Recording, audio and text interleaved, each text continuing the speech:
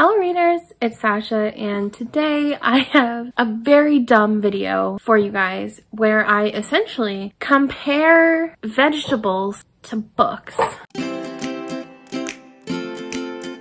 This literally came to me in the shower one night and I was like, I'm gonna make like the best video ever by comparing these books to vegetables. So I picked 10 vegetables and I'm just gonna compare these books to them. I have like prompts that kind of go with the vegetables to like pick books. I don't know what we're doing here, but okay. So sorry if the angle is a little different. I just got Noah to come out and get Pepper because he was being a destructive boy. So yeah, anyway, 10 veggies, 10 semi like bookish prompts, and some books to talk about. So let's do that. Okay, so I obviously get to start off with carrots because carrots are like that bitch of vegetables. Like everybody has carrots in their lives. Like how do you not? And I know there are some people who don't like carrots and I get that. Like it's fine. They are just like orange water, but like it's fine. So essentially for carrots, I kind of picked like BookTube's bitch because let's be honest, like everybody has been victimized by carrots at one point in their lives. So let's pick a book that everybody,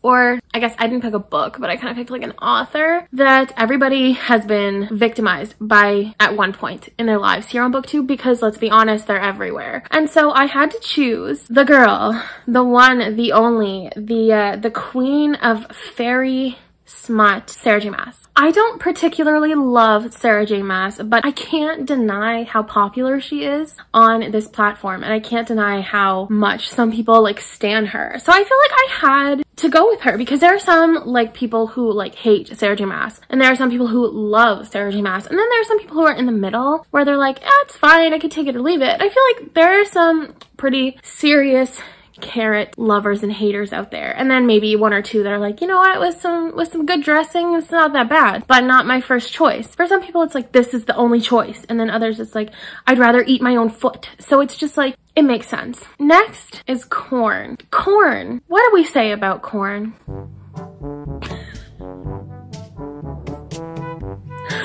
Oh my god. I used to hate corn. I don't know what it was, but now I love corn. I think it's great. So I think what I chose for this was to pick a book with a trope or like a genre that I didn't really like as a kid, but learned to love as an adult. So for this, I ended up choosing the book The Swallows by Lisa Lutz, which is essentially about this high school, but it's like a boarding school high school that has this like, it's really bad. It has this like oral sex game. Anyway, yeah. And like people are rating people's oral sex. It's not good. Okay. But it is like an adult, like literary fiction. I wouldn't call this like a mystery or a thriller or anything like that. It was more just like a fiction, and I hated reading adult fiction.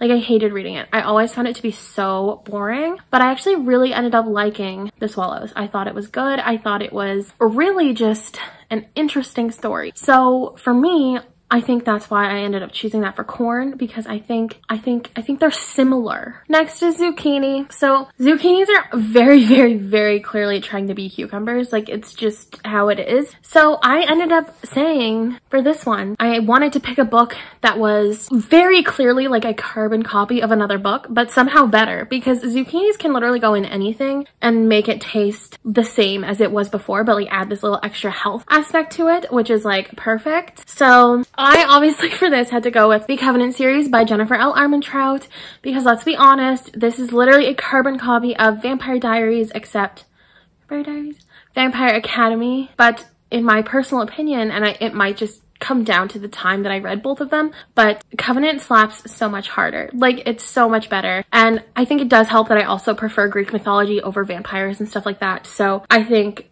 all of that played into why I preferred the Covenant series over Vampire Academy, but Vampire Academy is so very clearly cucumber. Like it's just watered down, kind of boring, can be good, but usually not. And then we have zucchini. Like she really came and stole the show. And I don't know how to say anything else other than she is that bitch. So Covenant series. Next I have a sweet potato. And so this is something that a lot of people love. I don't like sweet potatoes. I don't know what it is.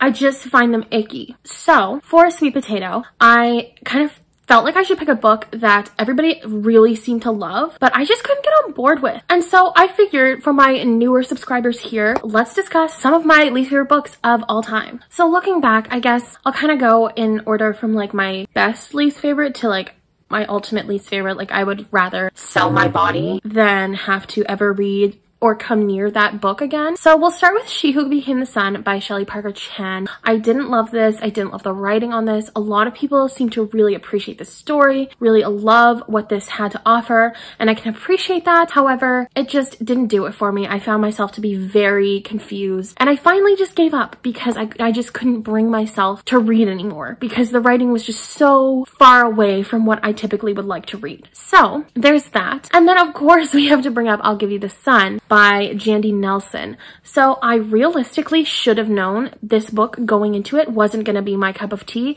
because the person's name is Jandy, and I just feel like that perfectly encapsulates the book. I feel like if there was a Jandy at my school, I would also think that they were this pretentious. It just fits. Everything fits. Why didn't I like this book? There were a lot of problematic elements that were not challenged or really discussed throughout the story, and a lot of people seem to kind of sweep it under the rug because the story did have a somewhat wholesome ending. But in order to get to that ending, we had to go through a lot of crap. And I really felt uncomfortable with some of the things that were talked about and discussed in this book. Like, it didn't work for me. So hated that. And then the book to end all books, the book that literally makes me question reading ever again. It literally makes me look at my life and think, wow, I read that, so therefore I took years off of my literal life because this just ruined me so much. So, The Secret History by Donna Tartt. I have a whole rant video up about this. I can put that down below. People really seem to call me out. They were like, oh my god, like, you really hate this book. Like, there were no unlikable characters. That's the point, sis. It's just like, honey,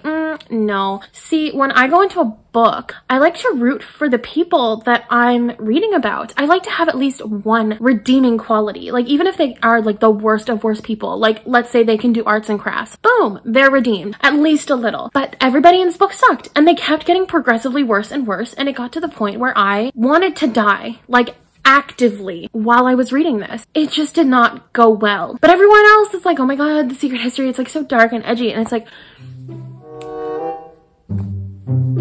okay. Like, it is dark and it is edgy, but it's more of just like a trying too hard edgy vibe. And I don't know, maybe that's just me, but those are 3 books that I feel like I missed the mark on. Just like Sweet Potatoes. I don't really like sweet potatoes, but everyone seems to love them. So yeah. Next, I had to go with yellow potatoes because I can't just add like the worst potato on here and then not include the best potato, which actually has a variety of different forms. We have the holy trinity of potato. We have fried, baked, and mashed. Put it together, we have a delicious carb-loaded meal. So I figured I would pick my golden trinity of books, aka my 3 like favorite books kind of in my head right now that I keep thinking about. What should we start with? Should I start with, I guess I'll go like 3, 2, 1 like I did before. So I guess number 3 right now would be When We Collided by Emery Lord. I cannot stop thinking about this book. This really impacted me in like a really incredible way. I can't stop thinking about it. It just had so much that I loved about stories in this book, and it's gonna go down in history as probably one of my favorite books of all time, but I just absolutely adore it, and so I had to pick it because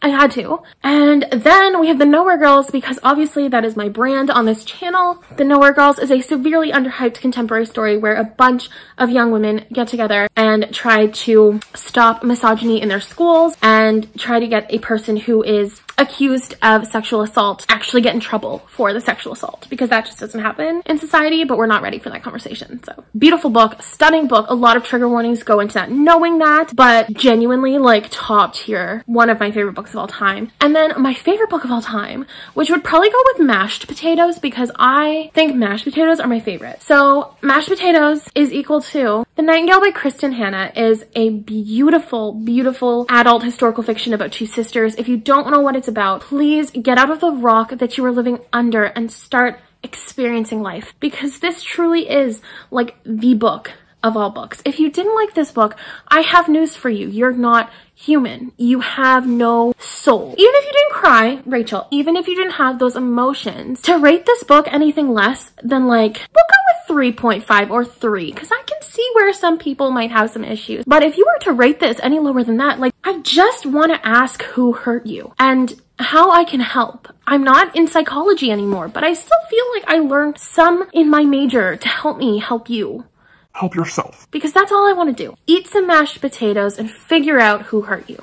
Next, I want to go with green beans because green beans are underrated as a side dish. So obviously I had to pick an underrated story.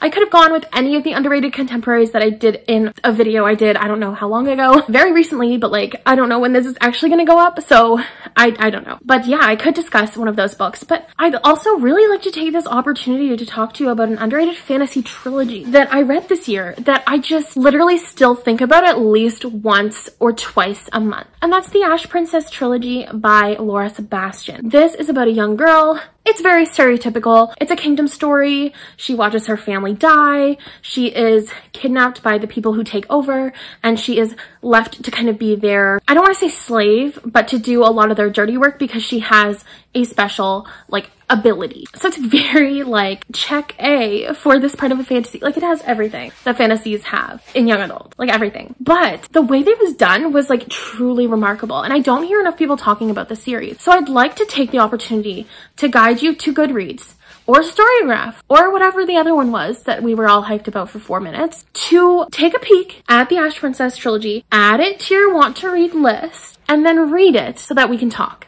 because I have a lot to say. Next, we have an onion. They just make everything feel better. They're like your best friend. Like onions just make you feel better. Like it does not matter what's going on in your personal life. It does not matter even a little, because onions will be there and they will be there to help you in multiple forms and in multiple different, you can have green onions, those little scallions. Oh, so good. So good. You have yellow onion, white onion, red onion, and that's just the raw version. Like you could have fried onions, you could have grilled onions, you could have crispy onions. Like, can we just discuss the versatility of an onion? Like, it's just unreal. Anyway, so what is a book that makes anything in your life better regardless of when you're actually reading it? You could literally be going through the worst period of your life and I could hand you this book and you'd be cured because it's just how it is. Obviously, I chose Girls of Paper and Fire by Natasha Non. I don't talk about this book enough, but it is an Asian-inspired sapphic fantasy. Need I continue? Like, I feel like we don't have nearly enough Asian-inspired fantasies, but especially sapphic? Hello, yes, I would like to report a crime. Natasha Non stole my heart. That is it. That's all I have to say. Read it, because it's truly remarkable and it will make you feel better. Next is an eggplant. I think we all know where this is going because I just had to add a little freaky element into this video. So if you're looking to get turned on but also very depressed, look no further. I have the book for you. Underneath the Sycamore Tree by B. Celeste. This will literally make you feel every feeling from a little fluttery to a little sad in a very short amount of time, might I add. So obviously this works with the eggplant emoji, because we know. We just know. Okay. And then we have broccoli. Broccoli. Broccoli is a book I wish, well, broccoli is not a book. Broccoli is a vegetable I wish more people would eat because it's a very good vegetable. It's good raw, it's good cooked, it's good in things. Like, it's just a very good vegetable. So obviously I had to pick a book that I want more people to read. And I don't know if I should bring this up again or if I've moved past this point in my channel. Like, do I do it? Do I do I just oh my bring this? How did that get here? Oh my god, crazy. So I guess you should probably read The Siren by Kira Ka. I don't make the rules, I just follow them. I mean, crazy how this just kind of showed up here. But on to more serious things, I do really love that book, and if you hate it, that's fine. It just, how does it feel to not have taste?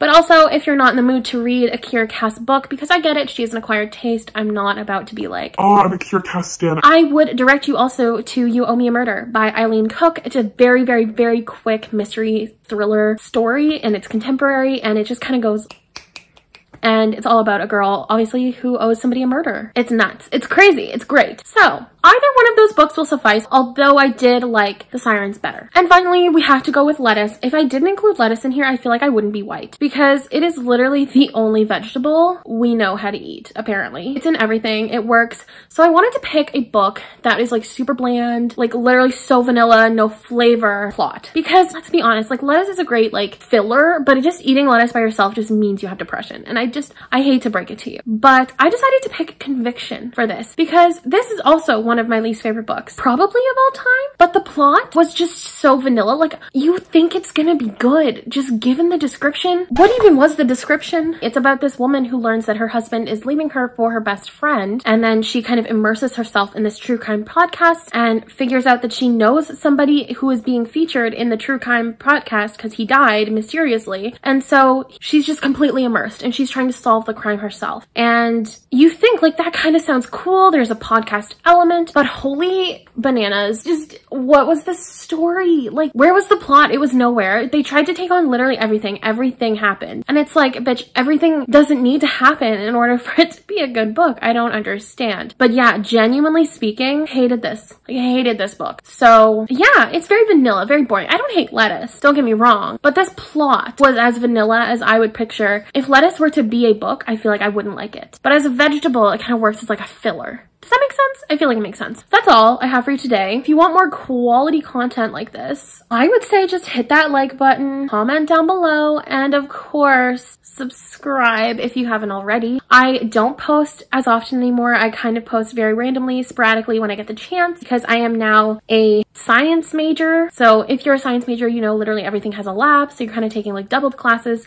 that you sign up for. And I also work a full-time job, and I want to have a semi-life with friends and family, kind of, depending on my mood that day. So I have decided to focus more on my channel as like a hobby when I have the time, instead of pressuring myself to put at least one video a week out. So I still want to do content. I still want to post. I still have a lot of really fun ideas that I can see myself posting for a long time. It just is going to take a little bit of extra time for me to get there. So I don't know when I'm going to post, but yeah. It's probably gonna happen more often when I'm on breaks from school. Like this weekend is Thanksgiving weekend, so I'm obviously like I'm on break from school, so I don't really have much to do. Other than that, thank you so much for tuning into this video. Like I said, you can hit that like button, comment, and subscribe, of course, if you want to. And until next time, bye readers!